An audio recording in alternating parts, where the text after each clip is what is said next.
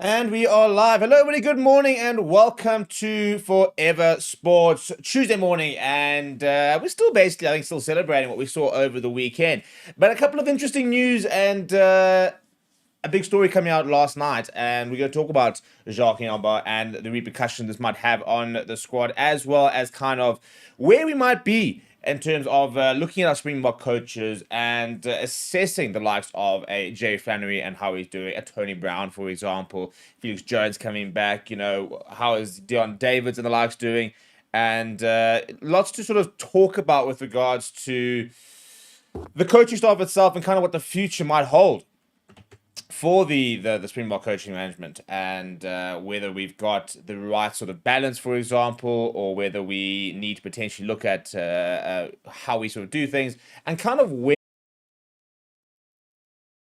Because I think that, I mean, one of the big things that we're going to sort of see, for example, in the next 2 years is obviously a much closer version of kind of where we want to be as a team. We've now basically come to the halfway point of our season, which means that hopefully, in theory, by now, we're starting to sort of see the way we want to play and kind of what the game plan is, how it evolves. And I think more importantly, we're starting to understand which players are very important to how we want to play the game, combinations on how we want to play. And I think at the moment, we're also very much looking at different players and kind of sort of seeing which players we need to be worried about, which players might be moving on, for example, which players are still very much at the top of their game, and which players, I'm starting to get a bit of idea of which players might make the 2027 World Cup.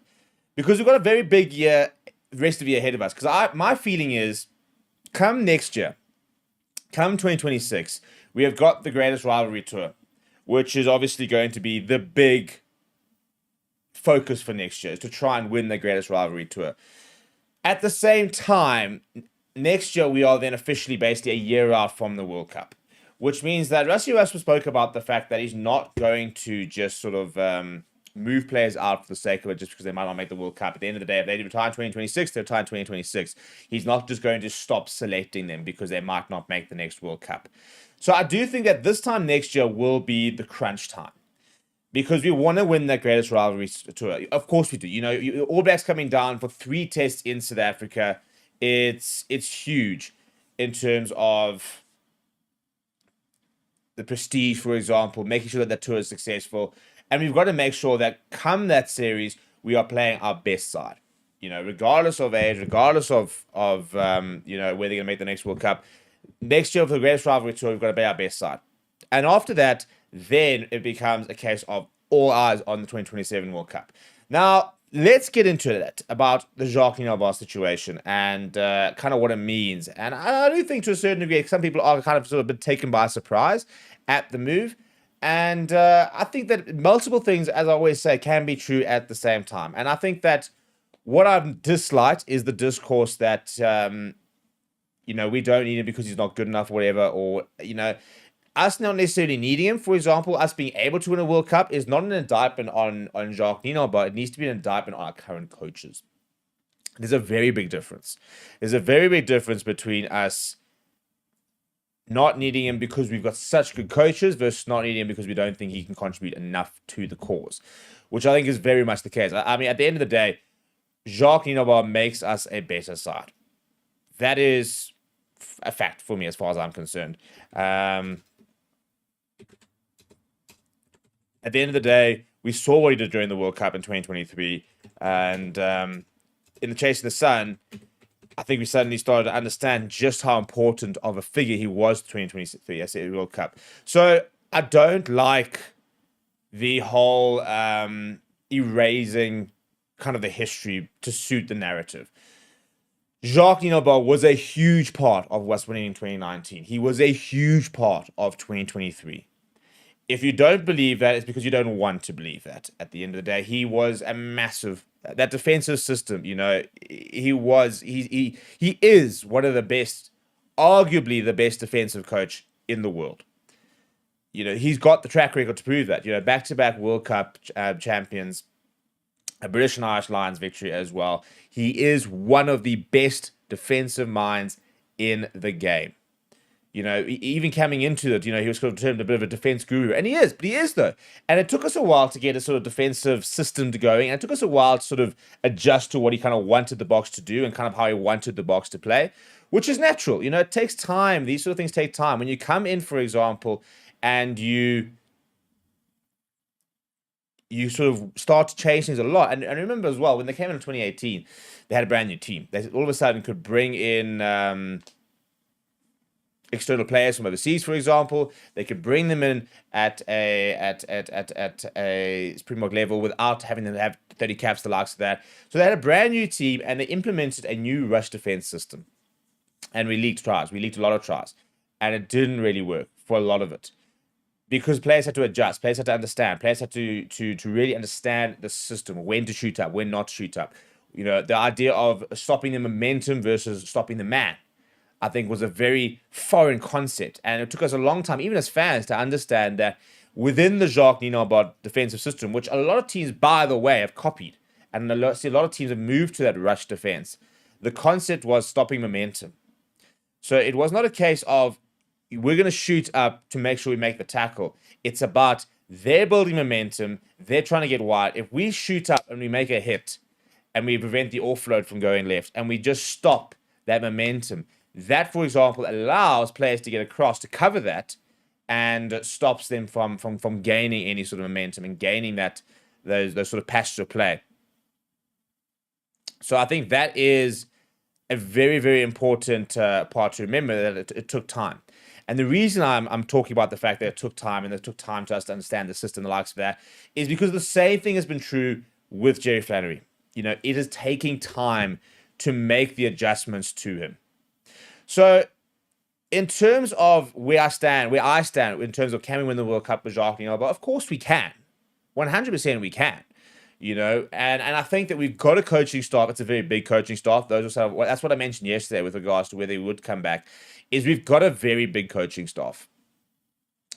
And I worry at times whether there's too many people involved. It's very difficult to sort of get multiple different ideas, get everybody aligned, and to make sure they all kind of agree and kind of make sure the feedback they are feeding into players is not going against something that one of the other coaches is saying, for example. That becomes the problem when you have too many coaches, is that you might interpret the way you want to play or what somebody wants to do slightly differently. And if you guys are not fully aligned, you start giving mixed messages to players, and that's where everything falls apart. You've got to find alignment. That's why we have these alignment camps. It's quite literally an alignment camp in terms of this is how we want to play, coaches, players, and we have to be in a straight line. We have to be in a straight line to be able to understand all the different things, and we've got to make sure we are aligned. So the problem I always had with the idea of Jacques Nienaber coming back is, where does he fit in? We've got a defense coach. We've got several assistant coaches. We've got an attack coach, for example. We've got Rassie as a sort of umbrella coach. We've now got a referee specialist. We've got Dwayne Vermeulen involved there as well. So there is a very big coaching staff to sort of fit in. And I think that's what Kevin teased. He sort of hit the nail on the head. So let's go into some of the comments. Craig earlier saying, Wellington's anything to go by. Watch out, rest of the Rugby world. Must fix handling errors and silly mistakes when Rugby World Cup's in the offing for the mighty Boks. And Albert saying, Nienaber is a wet field coach, best for European conditions. His defense won't gel with Tony Ball on fast Australian fields in 2027. Hannes then saying, yeah, as long as they keep cool heads and their skills at Saturday level. Albert then saying, so who's starting Tai Chi? It's the big YouTube ad at the moment, isn't it? And then Kevin saying, it would be nice to have him, but I wonder if it would be too many chefs in the kitchen by adding him to the coaching team. And I think that's a very valid concern. I think that's kind of a bit where I'm at. That's why I said, does he improve us? 100%. I think he does. And I think we can't be, as I mentioned, we can't be revisionist about our history. There have been far too many comments talking about, well, Rassie won us in 2023 and Jacques didn't win in 2023. And if you truly believe he had nothing to do with our win in 2023, or the British and Irish Lions win in 2021, or the World Cup in 2019, you're choosing to believe that because it's not factual, and it's clearly wrong, to be honest. He played a massive role in those victories. He's played a massive role for the Boks for years now. He has been an incredibly important part of the setup. And as I mentioned, if you don't believe that, it's because you don't want to believe that. He's made Leinster better. There's no doubt about it. It took them a while. to start to understand the defensive system, for example. And he's under a lot of pressure initially, but as you go on, he's now into the second season. They started to see the improvement, and I think this coming season now is the big season now for Leinster. They've got the monkey off the back from a URC perspective. They've gone and won it, which they've needed to have done. Now they need to go and win the Champions Cup. That is the next big thing, because they haven't won that in many years now. And he is going to be a big part of that, because the defensive system is so important. And I think the big thing, and that's what makes, I think, some of the best coaches so good, is you've got to understand how to mold different systems, different attitudes, different philosophies, really.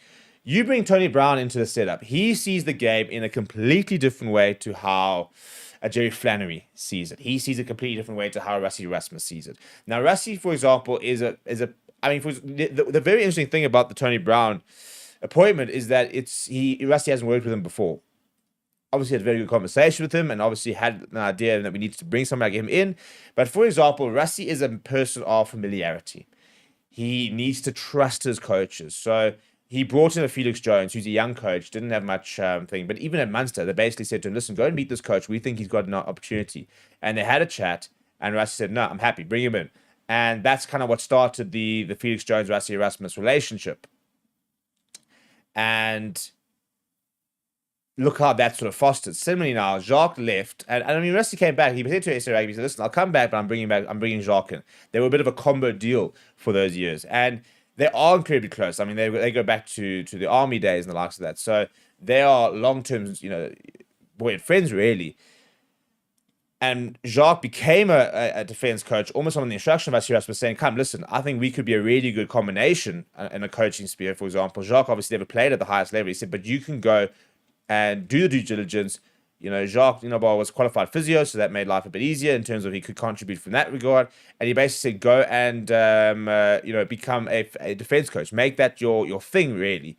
And it's funny how that stemmed the path of one of the best defensive coaches in the world at the moment.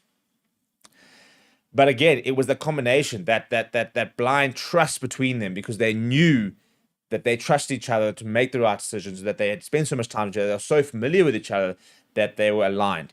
And what's the first thing that Rassie does when Felix Jones leaves, when Jacques Nienaber leaves? He brings in Jerry Flannery, who he worked with at Munster. Again, familiarity. And we see it across the world. It's not like it's just a Rassie Erasmus thing, I've always say, when a coach comes in, they have to have the ability and the backing to bring in their own assistant coaches.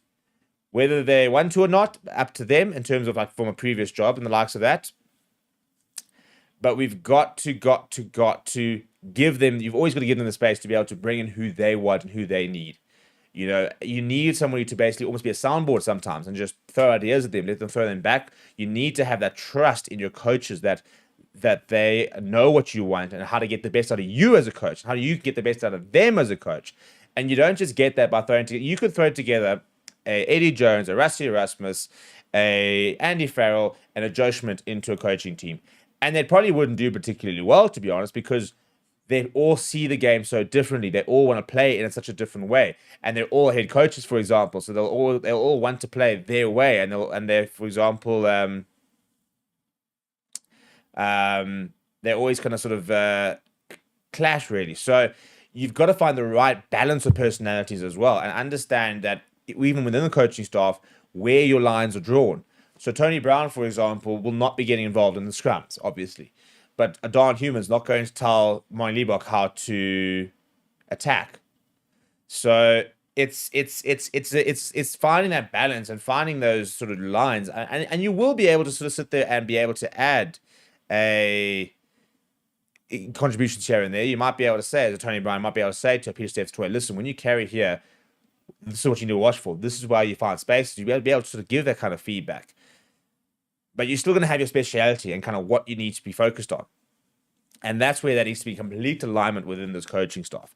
So I think that we're seeing an improvement. I think we saw a massive improvement in Wellington with our defensive system. And the way we tackled and the way we really competed and the likes of that. And again, I do think that what we've seen in the last 18 months worth of Springbok rugby is the transition with the new coaches. And I think that that's why we have seen some of the best of our attack at times, but also some of the worst of our defense at times as well.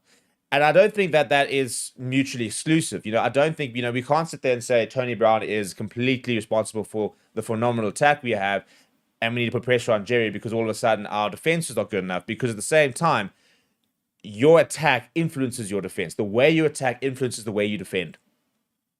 Because, for example, the way you attack, the attacking shape, where you've got your players on the field, if you lose ball and on turnover ball, those players now need to fit into a defensive system, which they've now going to be in different positions potentially from where they were a few years ago in a different system. So it does make a huge difference with regards to how you attack because it impacts on how you defend. And that's why I think that this past weekend, and I see our lovely Kiwi fan, Mr. Monkey's talking about the fact that we're leaking points. Well, except to you. Apart from the keeping Italy blank, Saturday was the worst attacking performance against us by a team. So, yeah, Mr. Monkey, as usual, coming here spewing the crap. Our defense is literally the worst in the competition, but you can only score 1 try on Saturday and 10 points, which is literally, besides that, Italy, even Georgia scored more points than you scored on Saturday, and you're playing at the House of Pain at home. So, yeah, if I was an All Black fan, I'd be far more concerned about that fact. Malibongwe says that our defense is arguably the weakest part of our game, but it's also fixable. Just hope they settle into a solid defensive pattern soon, because at the moment we are getting exposed multiple times a game. Mark Isaac said, it would be nice to have JN in our setup. After all, he is South African and part of the winning team Springboks. Albert say, Ari, watch the game and see how much Jan Hendrik Wessels do to tire out the All Blacks and be like the glue doing the dirty work, and nobody mentions him. Yeah, I think it's a good point, in fairness. I think that's why they back him so much. I think that Don's obviously been on... I think they basically said, listen, we've basically got an auxiliary flank. Like, here's a flank.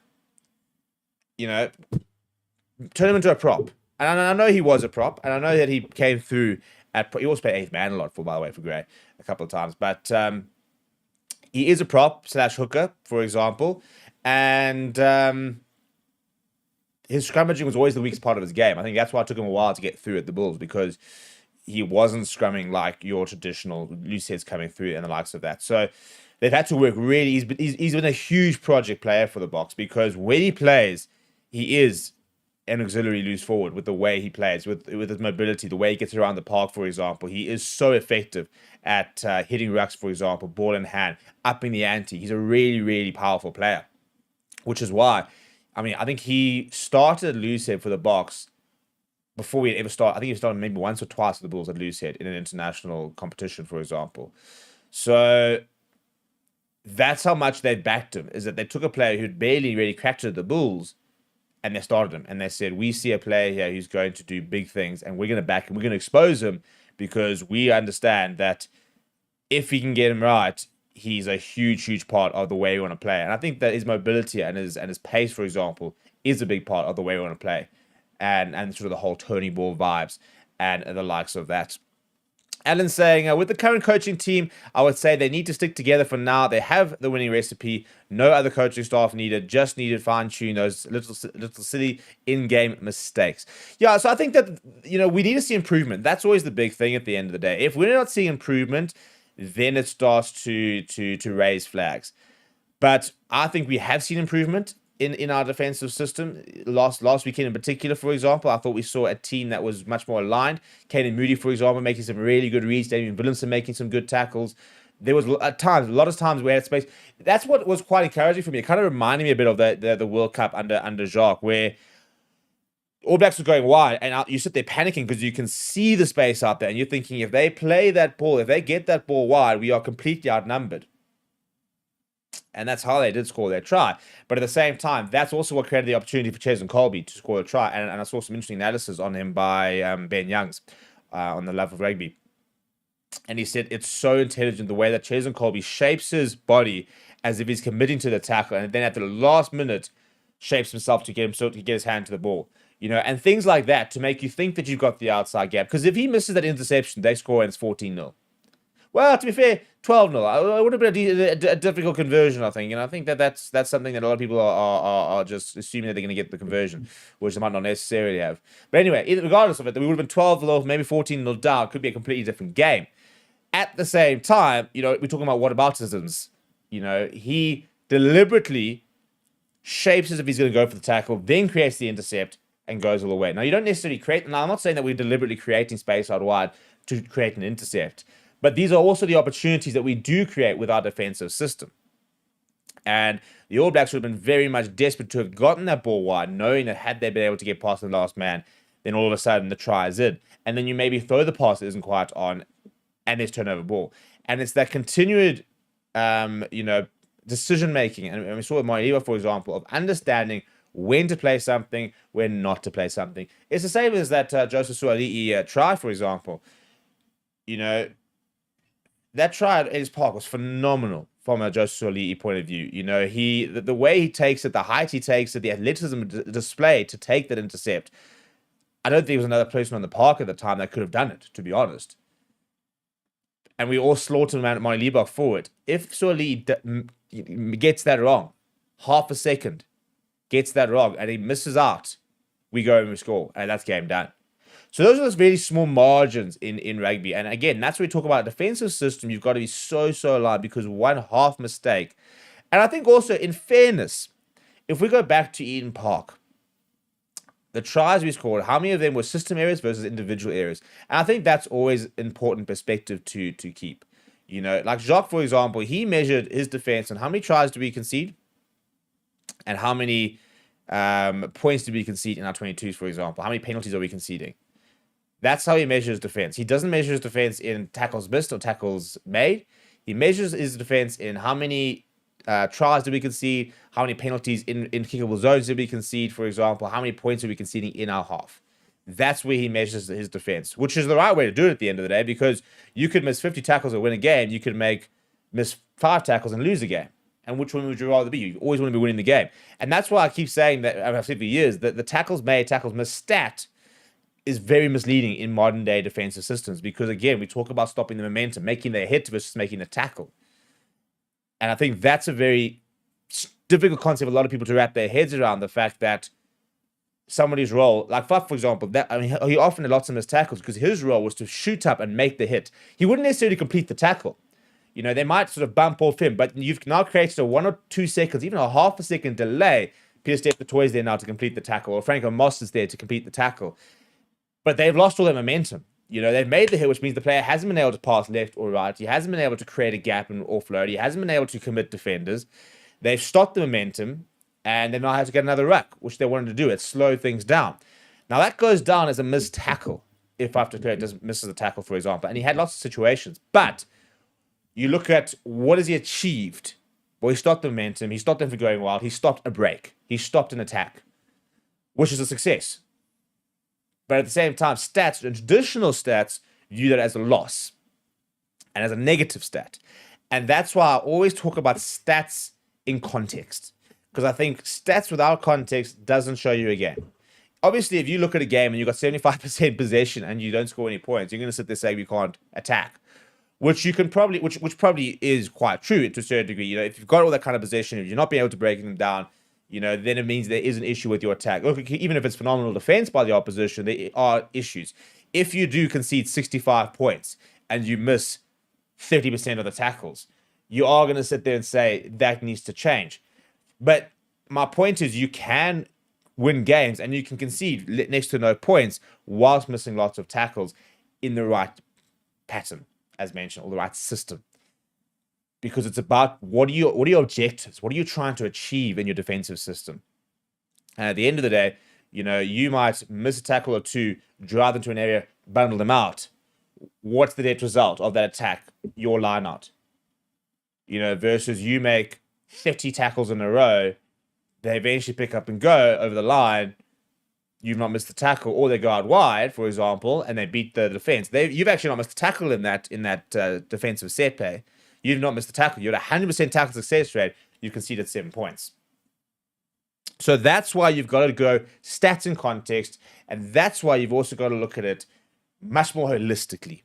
You can't just look at tackles stats, and that's the importance of watching games, because it's so easy to look at a player and say, well, he's missed tackles, therefore he didn't play well.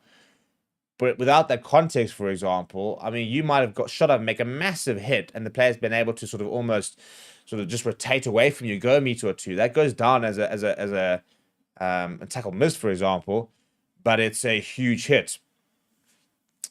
Tristan saying, Rassi is the mastermind, not Jacques. You'll be fine. Master Monkey still continues to know absolutely nothing about rugby, but I appreciate the support on the channel. Fair enough. A view's a view. So shout out for jumping on every. Stick around. You might learn something. People, please do smash a like on the video, by the way. Please do subscribe as well. And we're going to actually do a bit of a URC show sometime this week, because we've got the URC starting next week, which is very, very exciting. And season 5 we now at. Yeah, season 5. How time has flown. 4 different winners so far the first 4 seasons. Best URC equals best league in the world. And it's going to be a lot of fun to see how things go this coming season. I think from a South African perspective, not many acquisitions from the Sharks' point of view. Will they be able to use their incredibly big resource bank of players and actually get some results? The Stormers have recruited very, very well. And Kurs Rana, for example, will be back in the mix. I'm excited to see what Intutuka and Unuka is going to do there as well. The likes of a Ruan Ackerman there, I think, is a very good signing. So they've recruited very well. No Money Box. Sasha's going to have the keys at 10. Interested to see how they go. Obviously, big signs to the Bulls as well. Andre Pollard coming back, a Jan Surfentain coming back, Marvin Ori now at the Sharks, but first to the Bulls. Very weird situation going on there. Nicholas Jans van Rensburg at the Bulls. Lions have made young signings, but that's pretty much it. But hopefully we'll start to see Bartos Tlakani very, very soon. So, yeah, I think that's going to be our focus sort of towards the end of the week. And I'm very, very excited to see what we're going to see from our different... I mean, from the Lions, who bloody knows, really. But I think it's going to be interesting to sort of see what the South African teams are going to do. Because the big opportunity is obviously the Welsh regions being in a bit of a shambles at the moment, which means that, as a Lions, for example, you're backing yourself to hopefully try and beat the 4 Welsh regions. I mean, there's players there, but I don't really expect them to compete. You should be beating a Zebra. And so if you can then go and beat a Benetton, for example, in the log, get ahead of an Edinburgh maybe, or a Connacht, or even an Ulster, top 8 is very achievable for the Lions. It's been achievable for the past couple of seasons, to be honest. And very excited to see if we can just get to that URC playoff. And yeah, it's Tristan saying, do you know of any injured players returning to the box? Steenkamp and no, not at this stage. I think Mkunu is going to go. I think he sounds like he's quite close. So I'll be interested to see. I don't know if he actually played in that Stormers warm-up game over this weekend or last weekend. So we'll have to wait and see next week when we see the URC whether he will play. I haven't heard anything positive yet about Gerard Steenkamp. No Albert Lowe or Cameron Harnakom yet. They'll only be back next year. From a block perspective, no chance of them playing this year. Who else have we got injured? No talk really on Troki or John Augustus. So not sure what the situation is there. I think Kurtley Orense potentially might be in the running to make a comeback against an Argentina. I'm not entirely sure. Same with the Edel van der Merwe. We never really got a full prognosis for Edel van der Merwe and when he might be back. I'm really gutted for him. I think he really... even when you're talking about Ethan Hooker, but I think we very quickly forgotten that Edel van der Merwe is in and around the park as well. So lots of guys who have taken the opportunity, but also lots of guys who have taken that opportunity and are injured and are not available. And yeah, there's actually nobody in the squad who's used roids. So yeah, I mean, that's just slander. And you hide behind a pseudonym. Tristan says, Ed will play the warm-up game last weekend against Storm as well. There we go. So then hopefully we'll see Edel van der Merwe for Argentina. You could have been playing the Currie Cup final, Edel. If you're watching this, you could have been playing in a Currie Cup final. Yes, I'm very sour.